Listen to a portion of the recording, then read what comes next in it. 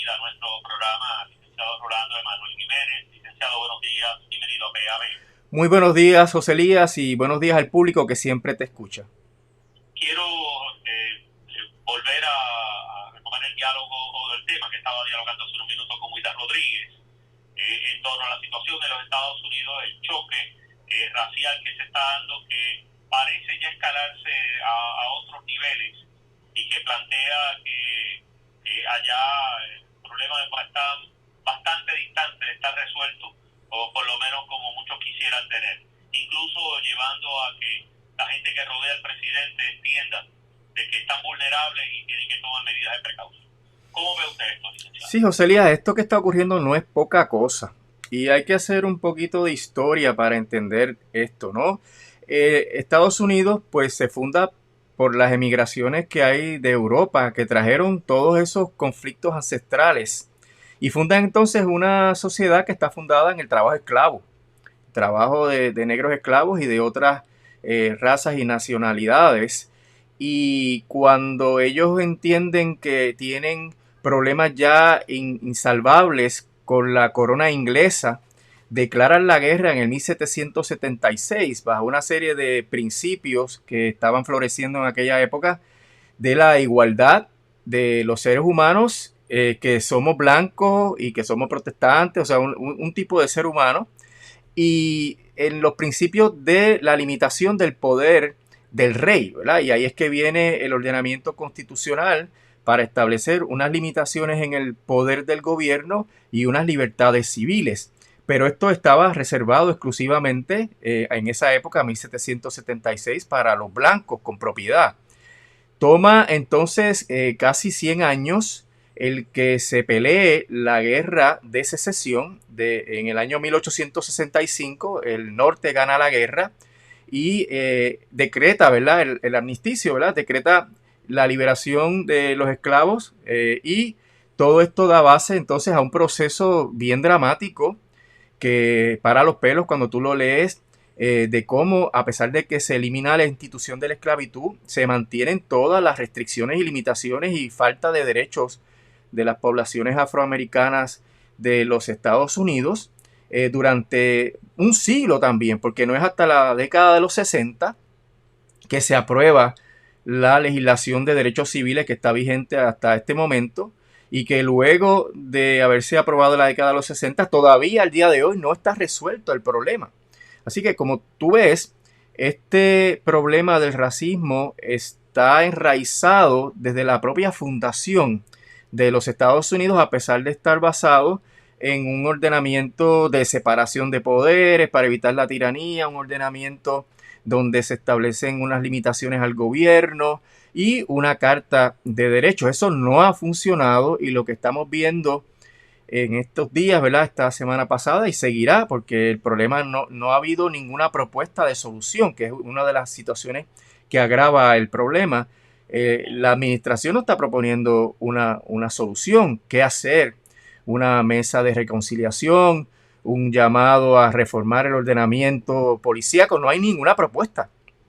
Y dentro de ese contexto, pues no queda otra ruta que no sea escalar. Yo no veo cómo luego de lo que ha ocurrido esta semana, los movimientos que abogan por la igualdad y por los derechos de las minorías vayan a detenerse sin lograr conquistas específicas. Y por eso es que puede haber una escalada fundamental de esta lucha que ocasione cambios dramáticos, ya sea en el proceso electoral norteamericano o reformas hasta constitucionales, José Elías, porque en realidad el ordenamiento en apariencia tú lo miras y está las enmiendas constitucionales 13, 14 y 15 que lidian con el problema de la esclavitud y con la discriminación, ¿verdad? La igual protección de las leyes, pero eso se aprobó al final de la década de los 60, y eso todavía no ha tenido la eficacia para evitar lo que está pasando.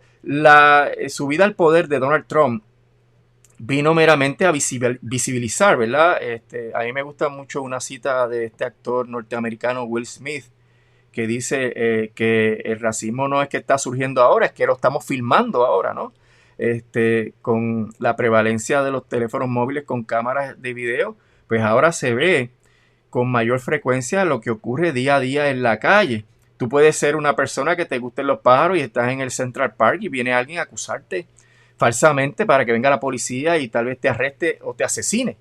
Así que esa situación de angustia que viven las minorías en Estados Unidos y que podemos hacer la conexión con Puerto Rico, lo voy a hacer al final de este comentario, esta primera parte, pues es algo que no se va a resolver porque se aplaque, porque meramente nos cansamos de protestar. Yo creo que la situación de estos últimos 3 años y medio de la administración Trump ha obligado a las minorías en Estados Unidos a tener que dar la pelea para salvar su vida. O sea, ya no se trata para tener mejores condiciones de empleo, acceso a los empleos más remunerados, sino es para salvar la vida de las personas que están en la calle. Hemos visto estas situaciones también con los puertorriqueños. Yo he visto varios videos donde personas blancas atacan a los puertorriqueños con epítetos racistas. Así que eso también nos toca a nosotros, no es exclusivo de los afroamericanos, sino también los hispanos y los orientales sufren de esto constantemente. Así que yo veo una escalada de esta situación.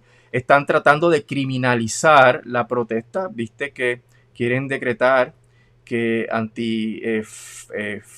¿cómo es que se llama? Antifa, perdóname, sí. Quieren determinar que es una organización terrorista cuando en Estados Unidos tú tienes toda una serie de grupos de supremacía de la raza blanca que abogan directamente por la violencia, que están armados, que cometen crímenes a cada rato. Y esos no, ¿verdad? Esos no son organizaciones terroristas. Y eso lo que hace es exacerbar más las pasiones y por eso veo esa escalada que tiene que resultar en una propuesta. Suerte que el proceso electoral podría generar ese debate y tal vez en enero empecemos a ver esas propuestas, ¿no? Así es, sí. Vamos a ver cómo eso se va a dar. Antes de proseguir nuestra conversación, licenciado, quiero hacer un paréntesis. Hace unos 5 minutos tuvimos un movimiento fuerte, ¿sí? Un 3.9 aquí en el área de Ponce. Este es el segundo grande que tenemos durante el día de hoy. Esto fue ahorita a las 8:05. Habíamos tenido un 3.4 a las 1:16 de la madrugada. Así que para efectos amigos de escucha, ¿no? Sí, tembló ahorita la tierra, se sintió bastante aquí en Ponce. 3.9. Nuestros vecinos del sótano parece que hoy se levantaron temprano a mover los muebles, ¿sabes? Sí, desafortunada. De que nosotros convivimos con una falla activa en la zona nuestra. Desafortunado cuando todavía no se ha dado la ayuda necesaria para las personas que perdieron sus casas. Más de 300 familias que perdieron sus casas en los incidentes de enero. Pues conectando la situación de Estados Unidos con Puerto Rico, aquí no nos podemos olvidar que Promesa es parte del andamiaje racista de los Estados Unidos. La ley Promesa está fundada en la cláusula de los territorios, que es la que permite la invasión y desposesión de los americanos nativos, ¿verdad? Y que permitió la expansión de Estados Unidos por Puerto Rico, Filipinas, etcétera, y que es interpretada a base de que las poblaciones que vivimos en Puerto Rico y en el momento en que estaba ocupada Filipinas, ¿verdad? Y Cuba, pues son gente distinta, de raza distinta, de idioma distinto. Y esto se vio claramente en los casos insulares que fueron los que establecieron la diferencia entre los residentes de Puerto Rico y los residentes de los Estados Unidos en términos de los derechos civiles, el acceso a los programas de ayuda, etc. Así que nosotros vivimos bajo la bota del coloniaje que está amparado en el racismo norteamericano que destilan esos casos insulares. Y eso es lo que permite que una junta de personas que no han sido electas en Puerto Rico estén determinando día a día, José Elías, todo lo que ocurre y cómo se gobierna en Puerto Rico. Mira, yo me puse a contar, José Elías, las cartas que ha escrito la Junta desde que empezó la pandemia. Son más de 150 cartas que ha escrito la Junta donde están trabajando con todos los detalles de la administración pública y de la ejecución. Así que quien gobierna, aquí no es Wanda Vázquez, quien gobierna es la Junta día a día Y eso es coloniaje. Coloniaje es un crimen de derecho internacional y el coloniaje es racismo porque está fundado en la supremacía de una raza o de una cultura sobre otras. Y eso es lo que pasa en Puerto Rico. Y no tenemos que ser solidarios con esto porque todos los boricuas, aquí no es si somos más oscuritos o más blancos, todos los boricuas son víctimas de racismo porque somos víctimas del coloniaje norteamericano en Puerto Rico. Bueno, y hablando del control de la Junta y cómo está gobernando, quería un comentario suyo sobre un documento que de hecho lo hemos estado discutiendo aquí en PAB durante el día de hoy. Es la objeción que ellos tienen al Código Municipal, al proyecto del Senado 1333, debido a que ellos objetan que sea la Junta del CRIM quien esté dictando la política pública relacionado con el manejo del dinero que se presta, etcétera, y que ellos entienden que debe ser AFAP. Y levantan bandera, si esto no lo resuelven, vamos entonces ahí para anular esa ley. Bueno, licenciado, su comentario sobre esto, sobre este documento que circuló la Junta el pasado, otra de las cartas que usted menciona, en este caso del pasado viernes. Una de las múltiples amenazas que ha hecho la Junta de anular leyes. Antes la Junta esperaba a que se aprobara la ley y el procedimiento de promesa establece que hay que notificarle la ley a la Junta para que la Junta la evalúe, etc. Ahora ellos están tan adelantados en el proceso de su garra sobre el gobierno de Puerto Rico que ahora intervienen en la etapa de la legislación.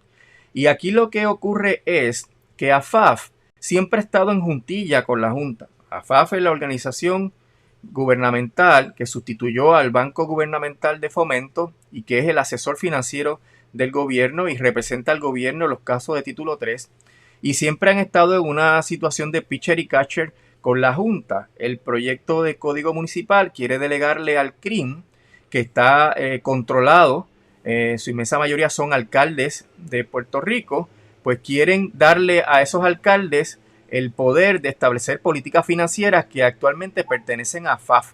Y eso, pues, a la Junta le tiene que molestar porque entonces no perderían el control, ya que los alcaldes tienen una disputa bien seria con la Junta en torno a la solvencia económica de los municipios.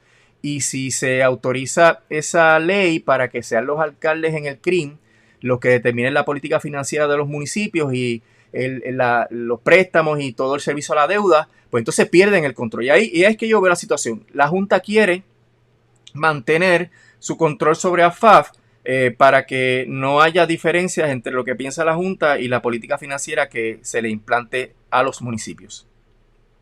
Bueno, por otro lado, otro asunto que quería hablar con usted tiene que ver con una vista que se va a estar realizando esta semana por parte de la vista Omnibus de promesa, donde se va a estar discutiendo, entre otras cosas, el contrato de Ecoeléctrica con la Autoridad de Energía Eléctrica.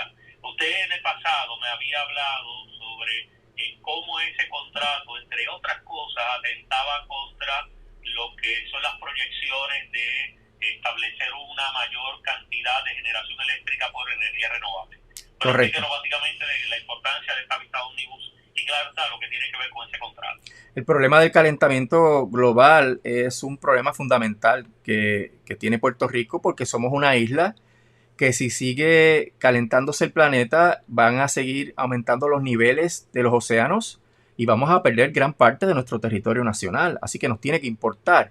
Y por eso es que en el 2017 se estableció la política energética de Puerto Rico y para el 2050 el 100% de la generación debe ser de fuentes de energía renovable, que no es gas natural. El gas natural no es energía renovable, es combustible fósil. Y Ecoeléctrica, que está allá en el sur, en Peñuelas, está tratando de que la autoridad les renueve el contrato por 12 años más, por lo que no va a haber espacio para poder mejorar la cartera de energía renovable de la Autoridad de Energía Eléctrica, porque al tú estar comprometido con el gas natural, pues no vas a poder contratar otros servicios de energía renovable. Y dentro de ese contexto, pues hay una vista este miércoles, pasado mañana, para establecer si se autoriza o no ese contrato. Y la UTIER y una serie de organizaciones ambientales que han sido muy activas en el proceso de determinar la política pública de Puerto Rico sobre la energía renovable, nos estamos oponiendo porque en realidad es un error y ese contrato tiene muchos problemas. Se hizo sin subasta, sin un proceso competitivo, se hizo en violación de los trámites que establece la propia ley de la autoridad para que se contraten este tipo de servicios. Tiene problemas de monopolio porque hay una situación donde la autoridad está realmente con las manos atadas en términos de contratar otro servicio de suplido de gas natural y elimina la posibilidad de que, por ejemplo, para el 2025 ya tengamos un 40% de la cartera de energía renovable. Va a ser imposible, José Elías, lograr esas metas si tenemos un contrato por 12 años más para el suplido de gas natural. Y en ese sentido es vital que este miércoles, ¿verdad?, la jueza pondere bien todos estos problemas, porque los contratos no pueden ser en contra de la ley, la moral y el orden público, y debe ser el negociado con su expertise, con su conocimiento especializado en estos temas, el que haga la determinación. Ahora mismo el negociado tiene ante sí la petición de autorizar estos contratos, y la UTIER y los otros grupos ambientalistas se están oponiendo y estamos participando en ese proceso, y le estamos pidiendo a la jueza deferencia, que se da el espacio para que el negociado actúe de manera que el organismo experto en el tema sea el que maneje la situación. Bueno, vamos a ver cómo esto se va a dar. La verdad del caso es que, licenciado, si este paso se da, si la juez no toma en cuenta de que hay una aspiración a dar más paso a la energía renovable, el cuadro va a ser bastante complicado. Uno pensaría, y me gustaría escuchar su comentario, de que en el juicio de Laura Taylor o de la persona que esté considerando esto debe tener algún peso, el hecho de que se tiene una política pública de desarrollo de energía renovable por el transcurso de la próxima década. Tiene que tener peso porque es la ley y las determinaciones del tribunal tienen que obedecer la ley. La jueza no puede ir por encima de lo que dice la ley, y esto pues es una situación que va a ser central en la argumentación que tendremos este miércoles en la mañana, porque si la jueza dicta una orden autorizando ese contrato, pues el negociado va a sentir esa presión. Entonces va a haber la inclinación del negociado a aprobar un contrato a base de que ya la jueza Taylor Swain lo aprobó y el proceso de quiebra lo aprobó, porque tiene mucho peso lo que diga la jueza en todos estos procesos administrativos. Y me parece, ¿verdad?, que el trámite tiene que tomar en cuenta todos los intereses que están en juego.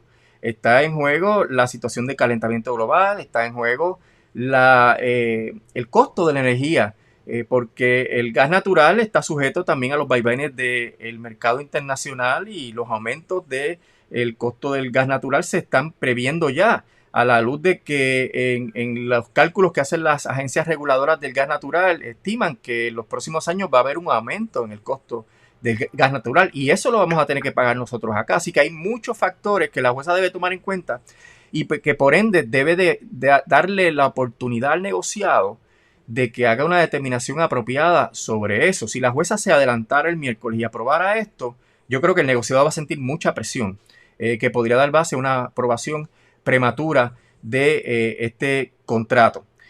El hecho de que la jueza considere esto también entra en juego unas cuestiones jurídicas bien importantes. Esto es una cuestión meramente sumaria, rápida, que hay que darle toda la deferencia a la autoridad, o aquí hay que escuchar a las otras partes, porque en el proceso, José Elías, la UTIER ha pedido descubrimiento de prueba y nos dieron una orden muy limitada de descubrimiento de prueba, no nos dieron otra información que se ha pedido, y la Junta está planteando que no tenemos standing y que los grupos ambientalistas no tenemos standing, así que la participación ciudadana del UTIER y de los grupos ambientalistas podría ser eliminada por la jueza a la luz de los planteamientos de la Junta. Así que vemos un proceso amañado, un proceso que debe contar con la mayor discusión pública, porque compromete a todo Puerto Rico con 12 años más de combustibles fósiles, y todo el trámite que se está siguiendo está limitando la participación de los grupos opositores en cuanto al descubrimiento de pruebas, y está sobre la mesa si tenemos legitimación activa o no para expresar nuestra opinión sobre el problema. Así que nos las estamos jugando todas en ese trámite, José Elías, porque si se aprueba ese contrato por la jueza, pues estaremos atados a gas natural por 12 años, y tal vez para siempre, José Elías, porque si tú le quitas la energía, el momentum a los proyectos de energía renovable, de gas natural, de viento, a lo mejor no pueden despegar jamás porque no tienen la demanda, porque la autoridad no tiene suficientes recursos para comprar esa energía que se genere, etcétera. Pueden pasar muchas variables porque el espacio va a estar ocupado por ecoeléctrica y por el gas natural. Licenciado, quiero como siempre agradecer su tiempo y la oportunidad que nos brinda de conversar aquí en PAB. Estaremos hablando más adelante. Como no, José Elías, estamos a la orden y que pase buen día.